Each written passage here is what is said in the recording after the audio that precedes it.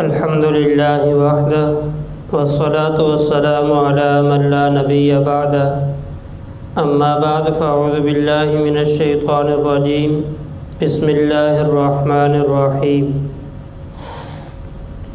وَإِذَا قِيلَ لَهُمْ لَا تُفْسِدُوا فِي الْأَرْضِ قَالُوا إِنَّمَا نَحْنُ مُصْلِحُونَ أَلَا إِنَّهُمْ هُمُ الْمُفْسِدُونَ وَلَكِنْ لَا يَشْعُرُونَ وَإِذَا قِيلَ لَهُمْ آمِنُوا كَمَا آمَنَ النَّاسُ قَالُوا وَنُؤْمِنُ كَمَا آمَنَ السُّفَهَاءُ أَلَا إِنَّهُمْ هُمُ السُّفَهَاءُ وَلَكِنْ لَا يَعْلَمُونَ صدق اللہ العظیم۔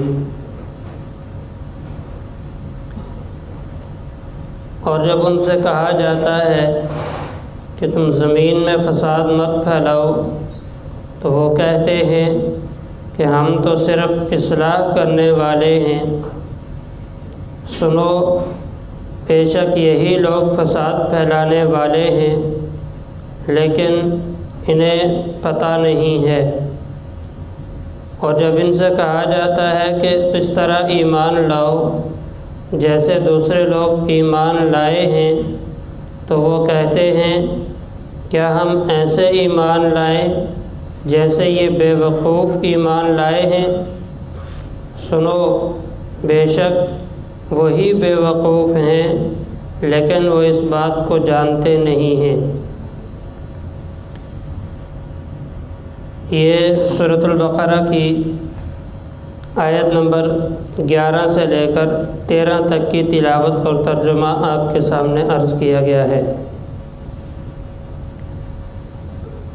جیسا کہ پہلے عرض کیا جا چکا ہے کہ یہ جو آیات ہیں، ان آیات میں اللہ تعالیٰ نے منافقین کے مختلف دعویٰ کو ذکر کر کے ان کا جواب دیا ہے اور ان کی حقیقت واضح کی ہے کہ ان دعووں کی حقیقت کہاں تک ہے، کہاں تک سچے ہیں۔ کچھ ایک دو دعوے ان کے کل ذکر کیے تھے۔ ایک دعویٰ یہ بھی ذکر کیا انہی میں سے کہ یہ ہر وقت ان کی کوشش یہ ہوتی تھی کہ ہم مسلمانوں کو نقصان پہنچائیں، چاہے وہ کسی بھی اعتبار سے ہو۔ ان کے دل میں یہ کوشش رہتی تھی کہ بھئی ہم کس طرح مسلمانوں کو نقصان پہنچا سکتے، اور اپنی طرف سے کوئی موقع خالی نہیں چھوڑتے تھے کہ جس موقع پر انہیں اتنی جو ہے تو ہمت ملے کہ یہ مسلمانوں کو نقصان پہنچائیں اور یہ اپنی چال بازیوں سے پیچھے ہٹ جائیں۔ ایسے نہیں ہوتا تھا، اپنی طرف سے یہ کوشش اور چال بازیاں پوری کرتے تھے۔ وہ الگ بات ہے کہ ان کی اکثر چال بازیاں کامیاب نہیں ہوتی تھی، اکثر اوقات ناکام رہتے تھے۔ تو مسلمانوں کو تنگ کرنا، پریشان کرنا، اور اسی طرح یہ چیز بھی فساد میں آتی ہے کہ ایک انسان نیک اعمال پہ لگا ہوا ہے، اچھے اس کے عقائد ٹھیک ہیں، اعمال ٹھیک ہیں، اس کے اعمال اور عقائد کو خراب کرنا یہ بھی فساد میں آتا ہے۔ کیونکہ ہماری جتنے بھی نیک اعمال ہیں ان تمام کے تمام نیک اعمال پر ہمیں ثواب تب ملے گا جب ہمارا عقیدہ درست ہے۔ جب عقیدہ درست نہیں ہے تو ہم جتنے نیک اعمال کرتے رہیں، ساری زندگی سجدے میں پڑے رہیں، اس سجدے کا ہمیں ذرہ برابر فائدہ نہیں ہے، ایک ذرہ برابر بھی ہمیں ثواب، ایک نیکی بھی نہیں ملے گی۔ لیکن ایمان کے ساتھ سجدے میں ایک مرتبہ تسبیح سبحان ربی الاعلیٰ پڑھے، اس پر بھی ہمیں ثواب ملتا ہے۔ تو ان کی کوشش یہ ہوتی تھی کہ لوگوں کے جو عقائد اور اعمال ہیں، پہلی بات تو یہ کسی کو نیک عمل کرنے نہیں دینا۔ نیک عمل کر لیا تو چونکہ اصل چیز اللہ تعالیٰ نے بھی ہم سے یہی طلب کی ہے کہ من جاء بالحسنۃ فلہ عشر امثالھا، جو آدمی نیکی لے کر میرے پاس آیا اسے 10 گنا اجر ملے گا۔ یہ نہیں فرمایا کہ جس نے نیکی کی، کیوں؟ نیکی کرنا تو آسان ہے، نیکی کر کے نیکی کو بچانا مشکل ہے۔ تو نیکی کی بھی اور نیکی بچا کے اللہ تعالیٰ کے دربار میں لائی بھی، پھر اللہ تعالیٰ فرماتے ہیں کہ اس کو اس نیکی پر 10 گنا اجر ملے گا۔ یہ 10 گنا اجر یاد رکھیے گا ہمیں سمجھانے کے لیے ہے، اس لیے کہ ہماری محنت زیادہ تر مادیات پہ ہوتی ہے، ہمیں زیادہ ایسی مثالیں سمجھ آتی ہیں، اس لیے اللہ تعالیٰ نے ہمیں 10 گنا کی مثال دے کے سمجھایا ہے، ورنہ اللہ تعالیٰ کا 10 گنا یا اللہ تعالیٰ کتنا اجر دیں گے اس کی کوئی مقدار متعین نہیں ہے۔ یہ صرف ہمیں سمجھانے کے لیے ہے کہ اتنا اجر ملتا ہے، اللہ تعالیٰ اس سے زیادہ دینے پہ بھی قادر ہے اور دیتے بھی ہیں۔ تو ایک تو اس حوالے سے ان کو جب یہ بات کہی جاتی ہے کہ بھئی یہ کام نہیں کرو، فساد مت پھیلاؤ، لوگوں کے عقائد خراب مت کرو، لوگوں کو تنگ مت کرو، یہ کہتے تھے ہم تنگ تو نہیں کرتے، ہم تو لوگوں کی اصلاح کی فکر میں ہیں کہ کسی طرح یہ سیدھے راستے پہ آ جائے۔ یہ کیا انہوں نے سابقہ اپنے باپ دادوں کا دین چھوڑا اور ایک ان پڑھ آدمی کے دین کو قبول کر لیا ہے، یہ تو ان کی سب سے بڑی بے وقوفی ہے۔ جیسے آگے آ بھی رہا ہے کہ جب ان سے کہا جاتا نا کہ ایمان لاؤ صحابہ کی طرح، تو یہ کہتا تھا یہ لوگ تو بے وقوف ہیں جنہوں نے حضور کا کلمہ پڑھا ہے، ہم ان بے وقوفوں کی طرح ایمان لائیں، کھانے پینے کے لیے ہے کچھ نہیں، اور اوپر سے ایک ان پڑھ آدمی کا کلمہ پڑھ کے کہتے ہیں یہ نبی ہے۔ ان پڑھ آدمی بڑا نبی ہوتا ہے؟ تو یہ عقل کے ترازو پہ تولتے ہوئے وہ ایسی باتیں کیا کرتے تھے۔ تو ان کو یہ دعوت فکر دی جا رہی ہے کہ بھئی ایسی باتیں مت کرو، تم جو ہے تو ایمان لے آؤ، یہ ان کو سمجھانے۔ لیکن وہ کیا کہتے تھے؟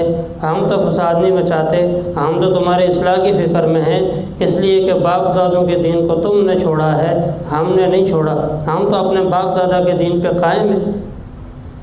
بلکہ مختلف مقامات پر قرآن پاک نے ان کے ان باتوں کو ذکر بھی کیا ہے۔ وہ کہا کرتے تھے اساطیر الاولین، یہ تو پرانے لوگوں کی کہانیاں کیسے ہیں، یہ پیغمبر ہمیں سناتے ہیں، یہ اللہ کی طرف سے اترنے والی کتاب نہیں ہے، یہ قرآن پاک کے احکامات نہیں ہیں، یہ تو پرانے لوگوں کی کہانیاں کیسے اٹھا کے ہمیں سناتے ہیں۔ ایک تو یہ، پھر اللہ تعالیٰ نے ان کے اس دعوے کے جواب میں کہا الا انہم هم المفسدون ولکن لا یشعرون، کہ بے شک فساد مچانے والے یہی ہیں، یہ بذوق خود اپنے آپ کو جتنا بڑا مسئلہ سمجھیں، لیکن ان سے بڑا فسادی زمین پہ کوئی نہیں، سب سے بڑے فسادی یہی ہے۔ یہ یاد رکھیے، کل بھی ان کے دعوے کے ذکر میں وما یشعرون کا لفظ آیا تھا۔ میں نے وہاں عرض کیا تھا کہ ایک ہوتا ہے کسی چیز کے بارے میں علم ہونا، اور ایک ہوتا ہے علم کے باوجود اس چیز کو محسوس بھی کرنا۔ انہیں اپنی اس غلطی کا علم تو ضرور تھا، دل میں مانتے تھے کہ ہم غلط کرتے ہیں، لیکن عملی طور پر اس کے مطابق چلتے نہیں تھے۔ معلوم ضرور تھا لیکن اس چیز کو یہ محسوس نہیں کرتے تھے کہ ہمارا نقصان بھی اتنا ہو رہا ہے۔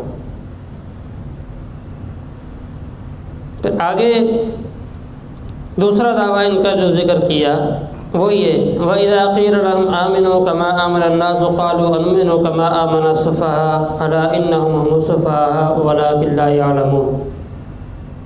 جب کفار اور منافقین سے کہا جاتا ایمان اس طرح لے آؤ جیسے صحابہ اکرام ایمان لائے۔ صحابہ ایمان کیسے لائے تھے؟ جب کلمہ حضور کا پڑھا تو اپنا سب کچھ فدا پہ حضور پہ کیا، حضور کی زبان سے جملہ نکلنے کی دیر ہوتی تھی، صحابہ اکرام عمل کرنے کے لیے اس پر تڑپ جایا کرتے تھے۔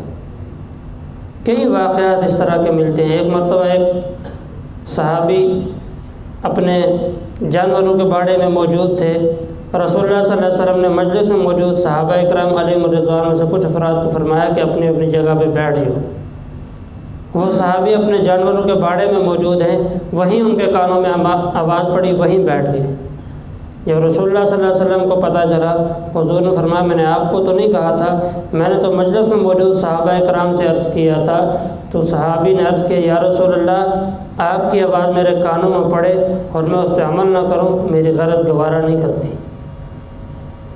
یہ تھے صحابہ کرام علیہم الرضوان، اور حضور کو دیکھنے کا شوق کتنا تھا۔ جب آپ صلی اللہ علیہ وسلم کا انتقال ہوا تو صحابہ کرام کی عجیب ہی کیفیت تھی، حتیٰ کہ سب سے مضبوط دل جو صحابی سمجھے جاتے تھے وہ سیدنا عمر رضی اللہ تعالیٰ عنہ تھے۔ مضبوط دل اور بہادر، جو حضور کی مجلس میں بھی اگر کوئی بظاہر نہ بے ادبی والا کسی کا رویہ ہوتا نا تو حضور کی مجلس میں بیٹھے بیٹھے فرما دیا کرتے تھے، یا رسول اللہ اجازت ہو تو اس بے ادب کا سر اڑا دوں۔ وہ تو حضور کی مجلس میں بیٹھ کے اتنے مضبوط دل بہادر آدمی تھے، لیکن جب حضور صلی اللہ علیہ وسلم کا انتقال ہوا، آپ صلی اللہ علیہ وسلم کے چارپائی کے قریب کھڑے ہو کر جب دیکھا نا صحابہ کرام میں یہ بات پھیلی تو حضرت عمر فرمانے لگے، آج جس نے یہ کہا کہ محمد صلی اللہ علیہ وسلم وفات پا چکے ہیں اس کا سر اڑا دوں گا، تلوار ہاتھ میں اور یہ جملہ کہا۔ تو یہ یعنی برداشت سے باہر تھا ان کے معاملہ کہ ان سے یہ صدمہ برداشت نہیں ہو رہا تھا۔ تو سیدنا صدیق اکبر رضی اللہ تعالیٰ عنہ تشریف لائے اور انہوں نے بڑا بلیغ انداز میں خطبہ ارشاد فرمایا اور فرمایا کہ جو شخص اللہ تعالیٰ کی عبادت کرتا تھا وہ یہ سمجھے اللہ تعالیٰ زندہ ہیں، اللہ تعالیٰ کو کبھی موت نہیں آتی، اور جو حضور صلی اللہ علیہ وسلم کی عبادت کرتا تھا وہ یہ تو حضور صلی اللہ علیہ وسلم وفات پا چکے ہیں۔ جب سیدنا ابوبکر صدیق رضی اللہ تعالیٰ عنہ کے یہ جملے ارشاد فرمائے، حضرت عمر رضی اللہ تعالیٰ عنہ پھر خاموش ہو گئے۔ تو اتنی عجیب کیفیت تھی۔ ایک صحابی اپنے زمین میں فصل میں کام کر رہے تھے، جب ان کو یہ اطلاع ملی تو رونے لگے اور کہا، اے اللہ ان آنکھوں سے بینائی چھین لے، جن آنکھوں سے حضور کو دیکھا کرتے تھے یہ آنکھیں تو اس لیے تھی جب حضور نہیں رہے ان آنکھوں میں بینائی رکھتے تھے کرنی۔ ایسی کیفیت تھی صحابہ کرام کی، اور ایسی حضور کے ساتھ محبت، عشق، اور حضور صلی اللہ علیہ وسلم کی ایک ایک بات کو سن پر اس پر مر مٹنے کا جذبہ تھا صحابہ کرام۔ بس اللہ کرے ہمیں بھی یہ لگن لگ جائے، ہمیں بھی یہ توفیق مل جائے، انشاءاللہ ہماری زندگیاں سنور جائیں گی۔ ہمارے جتنے بھی مشکل حالات ہیں نا یہ سب کچھ سنور سکتا ہے، بس ضرورت اس چیز کی ہے کہ ہم حقیقی معنوں میں جس طرح ہم دعویٰ یہ کرتے ہیں ہم حضور کے امتی ہیں، حضور کا کلمہ پڑھنے والے ہیں، ہمارے اندر اعمال بھی وہ آ جائیں۔ میں خدا کی قسم اٹھا کے ذمہ دار جگہ پہ بیٹھ کے کہتا ہوں کہ آج بھی مسلمانوں کو وہ غلبہ نصیب ہو سکتا ہے۔ صحابہ اکرام علیہم الرضوان کے پاس مال و اسباب اتنا نہیں تھا، اللہ سے تعلق مضبوط تھا۔ اس مضبوط تعلق کی بنا پر اللہ تعالیٰ نے ان کو عزتیں بھی عطا کی، اللہ تعالیٰ نے ان کو فتوحات بھی عطا کی۔ آج ہم اگر ذلیل و رسوا ہیں یاد رکھیے گا اپنے اعمال کی بنا پر رسوا ہیں۔ ہمیشہ جب آدمی خود کمزور پڑ جائے پھر دشمن کو مسلط ہونے کی طاقت ہوتی ہے، اگر آدمی خود مضبوط ہو کبھی دشمن دوسرے پہ مسلط نہیں ہو سکتا۔ وہ ایک مثال ایک عالم دیا کرتے تھے، بہت اچھی مثال ہے کہ بکرا ہمیشہ تب کھایا جاتا ہے جب ذبح ہو کر ٹکڑے ٹکڑے ہو جائے، زندہ بکرے کو کوئی انسان نہیں کھا سکتا۔ مسلمانوں نے بھی نقصان تب اٹھایا ہے جب ٹکڑوں میں بٹے ہیں، جب تک متحد تھے اس وقت تک مسلمانوں کے خلاف کوئی کھڑا نہیں ہو سکتا تھا، جب ٹکڑوں میں بٹے ہیں پھر ذلیل و رسوا ہوئے۔ خیر، تو منافقین سے جب یہ بات کہی جاتی کہ ایمان صحابہ کی طرح لاؤ تو پھر منافقین کیا کہتے، یہ لوگ تو بے وقوف ہیں، کھانے پینے کے لیے ہے کچھ نہیں، جسم پہ پھٹا پرانا لباس ہے، ادھر سے جو نبوت کا دعویٰ کرنے والے ہیں انہوں نے کسی سے پڑھا ہے نہیں، ٹھیک ہے۔ تو اب ایسے آدمی کا کلمہ پڑھ کے اپنے آپ کو یہ عقل مند سمجھتے ہیں، یہ تو کوئی عقل مندی نہیں ہے۔ عقل مندی تو تب ہوتی کیونکہ عرب جو لوگ تھے، عرب میں فصاحت بلاغت ان کے ماہر لوگ، شعراء رہتے تھے۔ جب قرآن پاک کی سورۃ الکوثر اتری تو رسول اللہ صلی اللہ علیہ وسلم اس وقت شاعری کے مقابلے ہوا کرتے تھے، جس کا سب سے عمدہ شعر ہوتا نا تو وہ غالباً مسجد کے دروازے پر لٹکا دیا کرتے تھے کہ اس کے مقابلے میں کوئی شعر ہے تو لاؤ۔ تو یہ مقابلے ہوا کرتے تھے۔ جب رسول اللہ صلی اللہ علیہ وسلم پر یہ سورۃ الکوثر اتری 30ویں پارے میں آتی ہے، تو آپ صلی اللہ علیہ وسلم نے صحابہ اکرام سے فرمایا اس کو لکھ کے مسجد کے دروازے پر لٹکا دو۔ جب لٹکا دیا بڑے بڑے شعراء آئے اور آ کر دیکھا اور آخر پہ یہ کہنے پہ مجبور ہو گئے کہ کسی بندے کا کلام نہیں ہے۔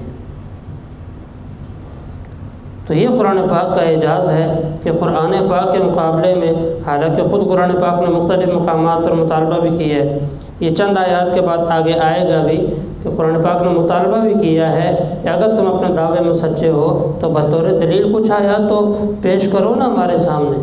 لیکن آج تک کوئی کافر اور مشرک اس بات کی جسارت نہیں کر سکا۔ یہ قرآن پاک کی حقانیت کی ایک واضح دلیل ہے۔ تو صحابہ اکرام کو یہ لوگ کہتے تھے بے وقوف، اللہ تعالیٰ نے ان کے جواب میں فرمایا الا انہم هم السفہاء، یہی منافق لوگ بے وقوف ہیں، لیکن اپنی بے وقوفی کا انہیں علم تک نہیں، پتہ بھی نہیں ہے کہ ہم اتنی بڑی بے وقوفی کر رہے ہیں۔ یہاں ایک بات میں ضمناً عرض کر دیتا ہوں کہ آج کل ہمارے معاشرے میں اگر کوئی اعمال کی درستگی کی بات کرے اس کو تو مصلح سمجھا جاتا ہے، اس کو اپنا بہت بڑا محسن سمجھا جاتا ہے کہ میرے فلاں عمل میں غلطی تھی، اس نے میری غلطی کو دور کیا، میں اسے اپنا محسن سمجھتا ہوں۔ لیکن جب کوئی کسی کے عقیدے کی درستگی کی بات کرے اسے مصلح نہیں، اسے فسادی سمجھا جاتا ہے۔ حالانکہ عمل سے زیادہ عقیدے کی اصلاح کی ضرورت ہے، اس لیے کہ عقیدہ درست نہ ہوا تو عمل تو ٹھیک ہونا ہی نہیں۔ عمل تو ٹھیک تب ہوگا جب عقیدہ درست ہوگا۔ تو عقیدے کی محنت کرنے والا بڑا مصلح ہوتا ہے، عمل کی اصلاح کرنے والا چھوٹا مصلح ہے، اس لیے کہ عقیدے والا کام زیادہ اہم کر رہا ہے۔ ٹھیک ہے، دوسرے الفاظ میں کہیں آپ کے یہ ڈاکٹروں میں ہوتا ہے نا کہ ایک ڈاکٹر عام ڈاکٹر ہوتا ہے جو آپ کو بخار کی دوائی دے دیتا ہے، پیناڈول دے دی، دوسری گولی دے دی، اور ایک ڈاکٹر ہوتا ہے جو اسپیشلسٹ ہوتا ہے، بعض امراض کا اسپیشلسٹ ہوتا ہے۔ جب مرض بڑھ جائے تو عام ڈاکٹر کہتا ہے بھئی اس معاملے میں اسپیشلسٹ سے رابطہ کرو، میرے بس کی بات نہیں ہے۔ تو عقیدے کی اصلاح کرنے والا اسپیشلسٹ ہوتا ہے، اور عمل کی اصلاح کرنے والا وہ عام ڈاکٹر بھی اصلاح کر سکتا ہے، عقیدے کی اصلاح ہر کوئی نہیں کر سکتا۔ اس لیے اگر عقیدے کی اصلاح کی محنت کوئی کر رہا ہے اسے بھی اپنا مصلح سمجھے، عمل کی اصلاح کی کوئی محنت کر رہا ہے اسے بھی اپنا مصلح اور محسن سمجھے۔ اللہ تعالی ہم سب کو قرآن پاک کا صحیح فہم عطا فرمائے۔